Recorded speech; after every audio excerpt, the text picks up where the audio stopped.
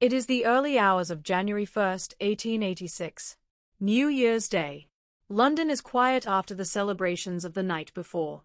The gas lamps are still burning along the streets of Pimlico, a respectable neighbourhood in the heart of the city, just south of the River Thames. Inside a set of lodgings on Claverton Street, a young woman is sitting beside her husband. He is dead. She has been sitting with him for some time. When she finally goes to knock on the door of the family doctor, a man named Alfred Leach who lives in the same building, her manner is described as calm. Almost unnervingly so. She tells him that something has happened to Edwin. She is not weeping. She is not frantic. She is composed.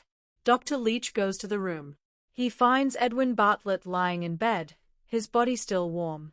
There is a smell in the room that Leach recognizes immediately, a sweet, chemical odor that he associates with one substance in particular. Chloroform. Within days, a post-mortem examination will confirm what that smell suggested. Edwin Bartlett's stomach contains a fatal quantity of liquid chloroform. Enough to kill him without question. But here is the problem that will grip Victorian England for the next several months, that will fill the newspapers, that will be debated in medical journals, that will be argued over by some of the finest legal and scientific minds of the era, and that has never, to this day, been satisfactorily resolved. Nobody can explain how it got there. Liquid chloroform, and I want you to understand this clearly, because it is the entire case. Liquid chloroform, if swallowed, burns. It causes immediate and severe damage to the throat, the esophagus, and the stomach lining. It produces vomiting. It is agonizing. A person administered liquid chloroform would react. They would resist.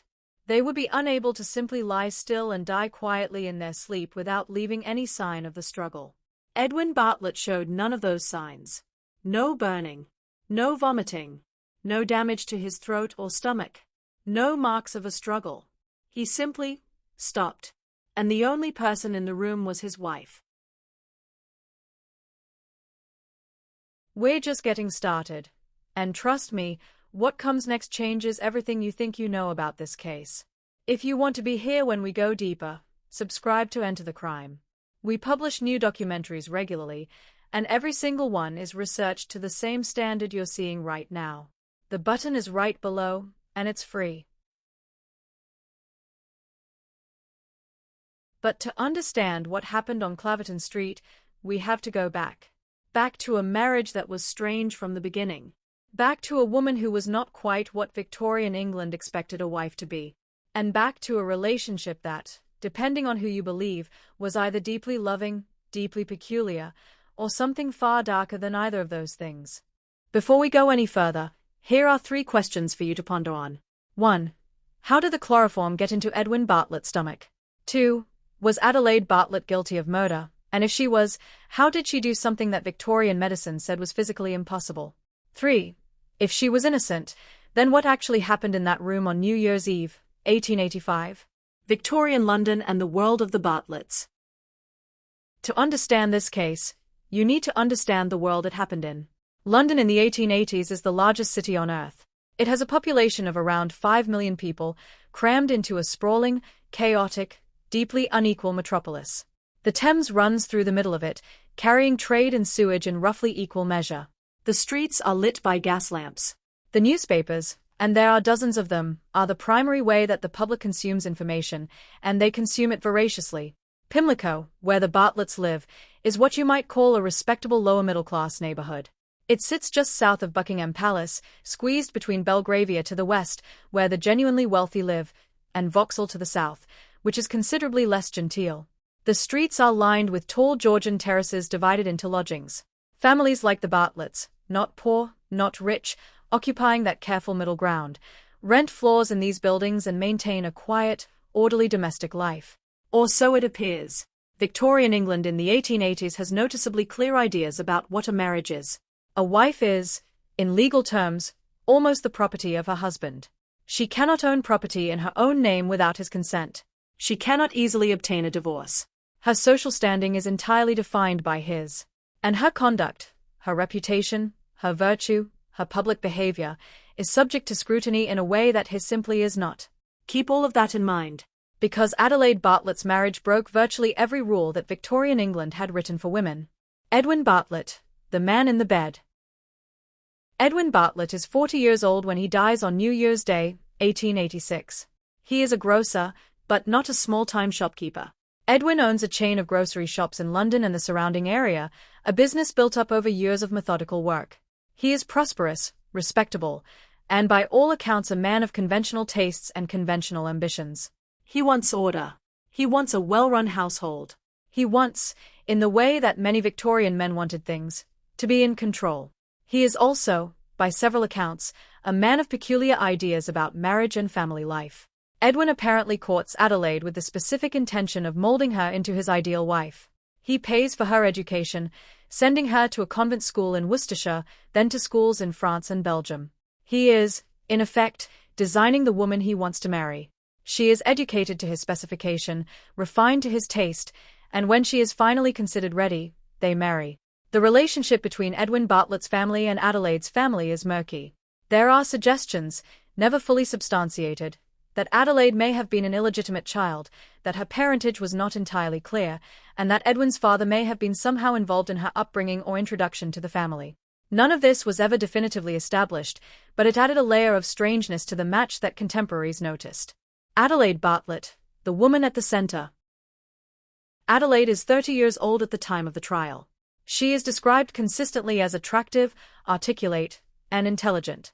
Her education, the one Edwin paid for, has made her unusually well-read for a woman of her social class. She speaks French. She is familiar with literature, with science, with medicine to a degree that surprises witnesses who encounter her. She is also, in the words of more than one person who knew her, not entirely easy to read. Adelaide is composed in situations where most people would not be. She is precise in her speech. She does not particularly conform to the expectation of the weeping, passive Victorian wife. And these qualities, intelligence, composure, self-possession, will be used against her at trial in ways that are worth examining carefully. The Bartletts' marriage, by Adelaide's own account and the account of people who knew them, was not physically intimate in the conventional sense. Edwin apparently held, and had apparently communicated to Adelaide, the belief that a marriage could be companionate rather than physical. The precise nature of their physical relationship was debated extensively at trial, and the evidence was genuinely contradictory. What seems clear is that their domestic life was unusual, and that Adelaide was not entirely unhappy with the arrangement, or whatever it was. The Reverend George Dyson, the third point of the triangle. In 1885, a Methodist minister named George Dyson enters the Bartletts' lives. Dyson is young, 27 years old. He is educated, personable, and becomes a frequent visitor to the Bartlett household. Edwin Bartlett apparently encourages the friendship. He asks Dyson to tutor Adelaide, to read with her, to be a companion and intellectual companion to her. He seems, by the evidence, to have actively pushed his wife toward a friendship with this young minister. Whether this was naivety, unconventionality, or something more calculated is one of the questions that the trial never fully answered. What is documented is this. Over the course of 1885, Adelaide and George Dyson grow close. They exchange affectionate letters. Letters that Dyson will later burn when the investigation begins, which does him no credit at all. Edwin Bartlett, by multiple accounts, is aware of and does not object to the closeness of this friendship. Edwin's illness, the months before. Through the autumn of 1885, Edwin Bartlett is not well. He has a number of complaints, dental problems, digestive issues, a general malaise that his doctor, Alfred Leach, struggles to pin down. At various points Dr. Leach prescribes different remedies, examines Edwin multiple times, and finds him to be a somewhat difficult patient, not quite as ill as he seems to feel, but not well either. In December 1885, the Bartletts moved to a new set of lodgings on Claverton Street in Pimlico. Their landlord is a man named Frederick Doggett. The building is full and close-quartered in the way that Victorian lodging houses were. Edwin's health fluctuates through December. He rallies. He declines. He rallies again. By Christmas he seems to be improving. By New Year's Eve he is sitting up, eating an unusual quantity of food, oysters, cake, mango chutney, among other things, and apparently in reasonable spirits. And then, sometime between the evening of December 31st, 1885, and the early hours of January 1st, 1886, he dies. New Year's Eve, 1885. The evening of December 31st, 1885, is quiet on Claverton Street. The Bartletts spend the evening together in their rooms. Adelaide is present. The Reverend Dyson visits at some point during the day, this is documented, but leaves before the evening. Edwin eats his unusual assortment of food. He is in relatively good spirits, according to Adelaide's later account. They speak. They sit together. At some point Edwin falls asleep. Adelaide later tells the police that she sat beside him through the night, dozing in the armchair beside the bed, holding his foot. She describes this detail specifically, because Edwin sometimes had restless nights and the physical contact seemed to soothe him. At approximately 4 a.m, she becomes aware that something is wrong. She touches his hand. He does not respond. She goes to fetch Dr. Leach. On screen, a recreation of a Victorian bedroom, low gaslight, heavy curtains, the stillness of a winter night. Leach arrives quickly. He examines Edwin and confirms that he is dead. He notices the smell immediately, sweet, heavy, chemical.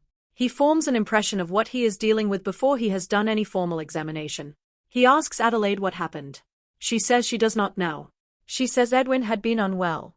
She says she is shocked. Leach is not entirely satisfied. He declines to issue a death certificate without further examination, which is the right decision, and probably the decision that makes this case what it is. The post-mortem, what the body revealed. A Dr. Green performs the post-mortem examination, and the findings are unambiguous on one point and baffling on another. Edwin Bartlett's cause of death is chloroform poisoning. Specifically, liquid chloroform. Chloroform in its liquid form rather than as a vapor, is found in his stomach in a quantity sufficient to kill him. There is no question about this. The chemical analysis is clear. What is not clear, what will dominate the next several months, is the condition of Edwin's throat, esophagus, and stomach lining. It's worth noting that liquid chloroform, when swallowed, causes immediate and severe chemical burns to the throat and esophagus. It induces vomiting. A person who swallows it cannot do so without producing clear physical evidence of distress. Edwin Bartlett's throat was normal. His esophagus was normal. His stomach lining showed no signs of chemical irritation. There was no evidence of vomiting. There were no signs of a struggle. The chloroform was present. The evidence of how it was swallowed was not. The chloroform question, a medical impossibility. The prosecution, when the case eventually comes to trial, will argue that Adelaide administered the chloroform to Edwin while he was unconscious, that she rendered him insensible first, using chloroform vapor, and then poured the liquid form into his throat while he was too deeply unconscious to resist. This theory has a problem. A significant one. The quantity of chloroform vapor required to render a person deeply unconscious enough to swallow liquid chloroform without reacting, is extremely large. It would require prolonged exposure. And it would itself leave traces in the blood and tissues that would be detectable in a post-mortem examination. The post-mortem finds no such traces of inhaled chloroform. Only the liquid form, in the stomach. The defense argues, with considerable force, that this means the chloroform could not have been administered by Adelaide, or by anyone else, in the way the prosecution describes. That the physical evidence is simply inconsistent with murder by that method. The prosecution counters that Adelaide must have done it somehow, that the circumstantial case against her is overwhelming, and that the absence of an explanation is not the same as the presence of innocence. Both positions have merit. That is what makes this case extraordinary. What Adelaide had done in the days before. In the weeks before Edwin's death, Adelaide had asked the Reverend Dyson to obtain chloroform for her. This is not disputed. Adelaide herself acknowledged it. Her explanation, which she gave to Dyson and later, through her lawyers, to the court, was that she wanted the chloroform to use as a sedative for Edwin. That she would sprinkle a small quantity on a handkerchief and hold it near him to help him sleep when he was restless. Dyson purchased chloroform from 3 separate chemists in the Putney area of London, combining the quantities into a single bottle and giving it to Adelaide. The question of why Adelaide needed 3 separate purchases, from 3 separate chemists, rather than a single straightforward purchase, was one the court found deeply uncomfortable. When the investigation begins, when it becomes clear that Edwin's death is being treated as suspicious, Dyson panics. He destroys the letters Adelaide has written to him. He goes to the police and distances himself from Adelaide as fast as he can. He will become a prosecution witness. The initial investigation, all eyes on Adelaide. The investigation begins almost immediately after Edwin's death. Dr. Leach, who has declined to certify the cause of death, sets in motion the process that leads to the postmortem. The coroner is notified. The police are involved. And within a noticeably short time, the focus of the investigation is, almost entirely, Adelaide Bartlett. The circumstantial case against her looks strong from the outside. She is the only person in the room. Her husband is dead of a substance that she had specifically asked to obtain. She has a young, attractive minister as a close friend, in circumstances that, whatever the truth of the relationship, look compromising. And she is calm. Remarkably, almost unnervingly calm. This composure will haunt her through the entire case. It is not evidence of guilt. It is not evidence of anything, really, but it shapes how people perceive her, and in a Victorian courtroom, perception matters enormously. The Reverend Dyson's statement, the first reversal. The first significant shift in the investigation comes when George Dyson makes his statement to police. Dyson confirms that he purchased the chloroform at Adelaide's request. He confirms that he gave it to her. He confirms that their relationship was close. Dyson's own position is not as clean as he presents it. He burned the letters Adelaide wrote to him immediately upon learning of the investigation.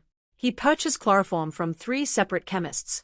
His account of what Adelaide told him she wanted the chloroform for keeps shifting slightly in its details. He is not charged with any offense. He testifies for the prosecution. But when the defense cross-examines him at trial, his credibility takes significant damage. The inquest, public theatre. In Victorian England, an inquest, a formal inquiry into a death, presided over by a coroner and a jury, is a public event. Members of the press attend. The public attends. And the proceedings are reported in the newspapers in extensive, sometimes verbatim detail.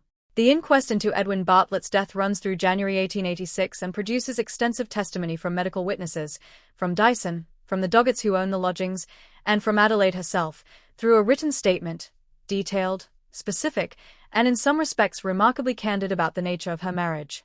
The newspapers love it. Every detail is reported. Every contradiction is seized upon. And the narrative that forms in the public mind, a scheming young wife, a weak husband, an infatuated minister, and a bottle of chloroform, is one that the prosecution will leverage heavily at trial. The inquest jury returns a verdict that names Adelaide Bartlett as responsible for Edwin's death. She is formally charged with murder. The trial at the Old Bailey, April 1886. The trial of Adelaide Bartlett opens at the Central Criminal Court in London, known as the Old Bailey, the principal criminal court for the city, on April 12, 1886. The Old Bailey, for those unfamiliar, is where the most serious criminal cases in London are tried before a judge and jury. The judge is Mr. Justice Wills. The prosecution is led by the Solicitor General, Sir Frank Lockwood. And defending Adelaide Bartlett is Edward Clarke, a barrister of formidable reputation, widely considered one of the finest advocates in England. The trial will last 11 days. The prosecution's case, and its central problem. The prosecution's case is built around 3 pillars. First, Adelaide had the motive. She was in a peculiar marriage to a man she may not have loved, she had a close emotional attachment to another man, and Edwin's death benefited her financially. Second, Adelaide had the means. She had obtained liquid chloroform specifically, from Dyson, in the weeks before Edwin's death. Third, Adelaide had the opportunity. She was the only person in the room. Motive, means, opportunity. On paper it looks solid. But the prosecution has a problem that it cannot solve. And the problem is the body. Sir Frank Lockwood calls medical witnesses to explain how Adelaide might have administered the chloroform. The theory is that she used chloroform vapor first to render Edwin unconscious and then poured the liquid form into his throat while he was insensible. The medical witnesses do their best. But under cross-examination by Edward Clarke, the theory falls apart in uncomfortable detail.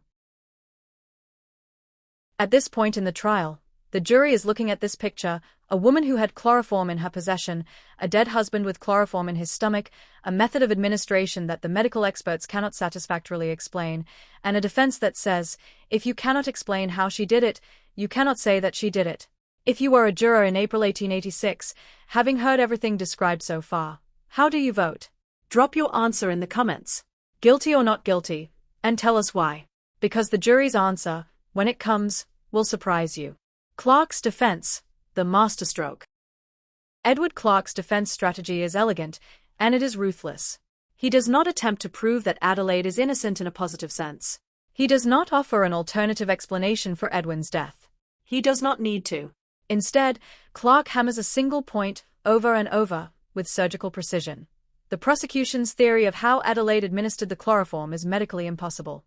Not improbable. Not unlikely. Impossible. Clark says, in effect, the prosecution has shown you what, but they cannot show you how. And in a murder case, how matters.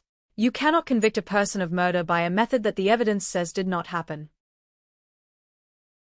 The prosecution's medical theory, chloroform vapor first, liquid chloroform second, requires traces of inhaled chloroform in the tissues. Those traces are absent. The defense does not need to provide an alternative explanation. It only needs to demonstrate that the prosecution's explanation is inconsistent with the physical evidence. Clark achieves this systematically, witness by witness, over 11 days. The third reversal, the toxicology problem. The third major reversal in the case comes from the toxicology evidence itself, or rather from what it does not show. The defense calls its own medical experts, who make a point that the prosecution has tried to downplay. The chloroform found in Edwin's stomach is concentrated there, showing extraordinarily little sign of absorption into the bloodstream, as if it was administered very shortly before death, with minimal time for distribution through the body. If the chloroform was administered the way the prosecution describes, vapor first, then liquid, over a period of time, the substance would have begun absorbing into the bloodstream. The distribution would reflect that. It does not. The distribution is consistent with a very rapid administration, or with self-administration shortly before death. The defense raises the possibility, carefully, that Edwin may have taken the chloroform himself. This is not proven, but it cannot be ruled out. And once placed in the jury's mind, it cannot be removed. Who was Adelaide Bartlett, really? I have been thinking about Adelaide Bartlett for a long time, and here is what I keep coming back to. She is a woman who was, in a fundamental sense, a creation of the man who married her. Edwin chose her young. Edwin paid for her education. Edwin shaped her tastes, her knowledge, her social position. And then Edwin, apparently, gave her a marriage that was not quite what Victorian England would have considered a normal marriage. Adelaide, by the evidence, used all of that. She read. She thought. She formed her own views about things. She developed a relationship with Dyson that went beyond what Edwin had perhaps entirely intended. Is this the profile of a murderer? I genuinely do not know. What I can say is that it is the profile of a woman who was considerably more autonomous than Victorian England was comfortable with, and that discomfort shaped how she was perceived at every stage of this case. The Victorian double standard, on trial as much as Adelaide. The trial of Adelaide Bartlett is, in its subtext, a trial of a woman who does not conform. She is not visibly grief-stricken. She is composed. She has a friendship with a young man that looks improper. She obtained chloroform under suspicious circumstances. She is not the passive, weeping, conventional widow that Victorian England knows how to categorize. And the press, the public, and to some extent the prosecution treats her nonconformity as itself a kind of evidence. Here is the thing about that. It is not evidence of anything. Composure is not guilt. An unconventional marriage is not a motive in any legal sense. A close friendship with a man other than your husband is not, by itself, a crime. But in 1886, in a country where a woman's virtue and her proper emotional display were considered indicators of her character, and her character was considered relevant to whether she might be capable of murder, these things carried enormous weight. George Dyson, the man who got away. Let us talk about George Dyson for a moment, because he is too often the forgotten figure in this story. Dyson obtains chloroform for a married woman. He has an emotionally intimate relationship with her. He burns letters that might be evidence. He immediately cooperates with the prosecution the moment he senses danger. And he walks away from the entire affair without being charged with anything. Whether he was naive, cowardly, or something more culpable is a question the court declined to examine carefully. He was given immunity, in effect, by being treated as a cooperative witness rather than as a participant in whatever happened. He returned to the ministry, lived quietly, and died in 1902. The jury's psychology, what they were really deciding. The jury in the Adelaide Bartlett trial deliberates for less than 2 hours. They return a verdict of not guilty. The courtroom, packed, as it had been throughout, erupts. The judge remarks, in a comment that has been quoted ever since, that although the jury were satisfied she did not administer the poison, they were not satisfied that he administered it himself. It is a statement that does not resolve the mystery but rather acknowledges that the mystery exists. The surgeon's comment, famous and unforgettable. After the verdict, a prominent surgeon named Sir James Paget made a remark that has followed this case ever since.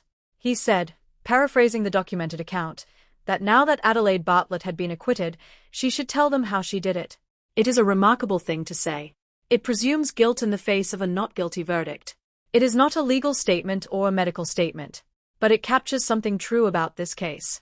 The verdict did not explain what happened. It only said that what the prosecution claimed happened could not be proven to the standard required by law. Those are two quite different things. What happened to Adelaide? Adelaide Bartlett is acquitted on April 17, 1886. After the verdict, she disappears almost immediately from the public record. This is itself extraordinary. She had been one of the most discussed women in England for 4 months. Every newspaper had her face. Every dinner table had an opinion about her. And then she was gone. There are various accounts of what became of her. Some suggest she left England, possibly for America or Europe. Some suggest she returned to a quiet domestic life somewhere in Britain under a different name. The truth is that nobody has ever definitively established what became of Adelaide Bartlett after her acquittal. She was 30 years old. She had the rest of her life in front of her. And she chose to spend it, apparently, somewhere where nobody was watching. The medical mystery, 140 years on and still open. The medical question at the heart of this case has been revisited many times since 1886. In the decades after the trial, various researchers proposed different mechanisms, theories about how chloroform might be administered painlessly under specific conditions, or about how Edwin might have taken it himself. None of these theories has been accepted by the broader medical and forensic community as a satisfactory explanation. The honest answer, the one that the medical and legal record forces us toward, is that we still do not know how Edwin Bartlett died. Not with certainty. Not to a standard that would satisfy either a scientist or a court. The legacy of the case, what it changed. The Bartlett case had effects that outlasted Adelaide herself. It became, in the decades after 1886, a touchstone case for discussions about forensic toxicology, specifically about the limits of what chemical analysis can and cannot tell investigators. The impossibility of explaining how the chloroform was administered pushed chemists and pathologists to think harder about the relationship between the presence of a substance and the mechanism of its delivery. It also became a landmark case in discussions about evidence and reasonable doubt. The principle that Clark argued, that an inability to explain how does not constitute proof of guilt, influenced legal thinking in Britain for years afterward. And it has never gone out of discussion. True crime writers, legal historians, forensic pathologists, novelists, the Bartlett case reappears regularly, in each generation, because it does not yield. Every investigator who looks at it comes away with the same unresolved feeling. What remains? Here is what I have been sitting with since I first encountered this case. A man is dead. That is certain. He died of chloroform poisoning. That is certain. The only person in the room was his wife. That is certain. She had obtained chloroform under circumstances that look, at best, suspicious. That is certain. And yet, the way that chloroform behaves in a human body, the way it burns, the way it makes itself known, the physical record it leaves in tissue and membrane, all of that evidence, read carefully, says, this did not happen the way the prosecution says it happened.